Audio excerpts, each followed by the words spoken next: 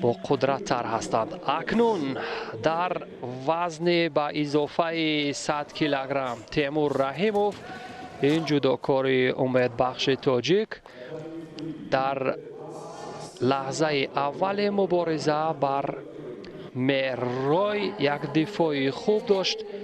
یادآور میشیم که این ورزشگران همگی یک مرتبه روی هم قرار گرفتند.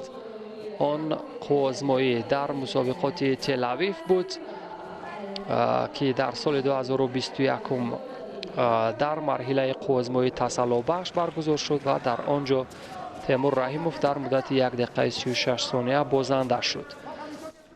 ولی در این رقابت ها همانطور که مشاهده کردیم هر دو ورزشگر نیز اجرا کننده اصول های اوچیماتا هستند، یکی به سمت راست دیگری به سمت چپ. و ببینیم در این رقابت کدامین پیش دستی خواهد کرد. دو ورزشگر که از همدیگر شناخت خوب دارند. سمت چپی تیمور رحیموف، ببینید سمتی که امروز برای او بسیار سر استعمال بود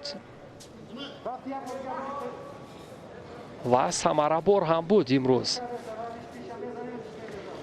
اما همین کنترل دست را اگر در عین اجرای اوچیماتا از دست ندهد یا رها نکند، میتواند اجرای اصول کند. و این اوچیماتا میر در برابر تیمور رحیموف در این حالی که کوشش کرد به نتیجه هست. امروز از همان لحظه اول مبارزه در بخش کومیکاتا واقعا کارشناسان هم با تیمور رحیموف بهای بلند دادند. در بخش سراپا یا تاچی وزه و اینجا یک شیدو شاید با میر با سبب فلشتک باشد. راول کاماچو داور اسپانی بالای میدان خاموش است. شیدوی اول را نداد با میر.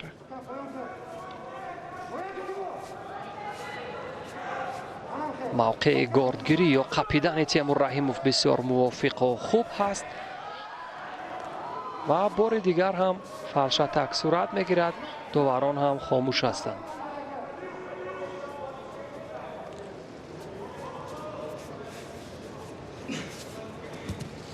و اجرای اصول اوچیماتا فقط دست را یک کمی دیگر کشیدن تا تعادل حریف برهم زده شود.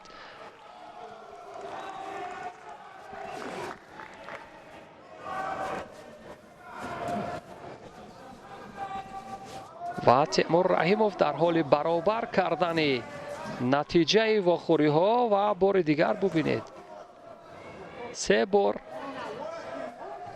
اجرای اصول میکند که شاید به خاطر رها شدن از تهدید خطر باشد. ببینید چگونه با سادگی طرفهای مورد نظر خود را محکم میقپد تیمور رحیموف از پسگیربان حریف برای اجرای اصول اوچیماتا یا درگیر شدن با پای حریف. ولی نخستین شده بار دیگر اجرای اصول اوچیماتا از سوی میر با اجرا می درآید و پایزنی های خوب هم دارد تیمور رحیموف و اجرای آساتگری به همان سمت طرفی که پسند او بود. تغییر اجرای فن کرد و دقیقه آخر رقابت تیمور رحیموف بعد از آنه که اجرای اصول میکند واقعا یک نفسی آزاد هم میبراریم. ولی اگر اینها به حقیقت تبدیل شوند برای گرفتن امتیاز و راحتتر نفس خواهیم گرفت. اجرای اصولی که ببینید بدون نتیجه هستند از سوی میر. این مراتبه به نظر می رسد که داور در مورد شیدو شاید قضاوت کند اما خاموش ماند، چون که چند مراتبه برای هجوم های دروغین به میر هم کارد زرد نداده بود. اکنون ببینید یک زایل یا یک جانبه قپیدن کومیکاتا از سوی میر.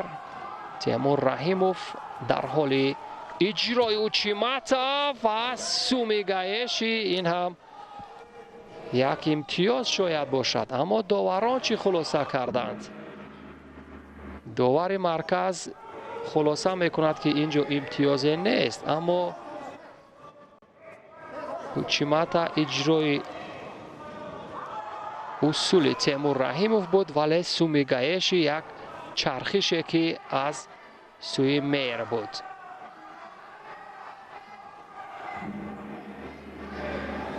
داوران خاموش هستند. اگر وزری نباشد به بخت تیمور رحیموف خواهد بود،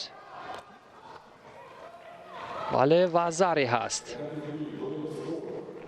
این را وزری میدهند. به همین ترتیب رایر در ثانیه های پایانی یک عمل خوب را به سامان رسانید و دومین بار و این بار رقابتی حساستر بود با تیمور رحیموف دست بالا می شود.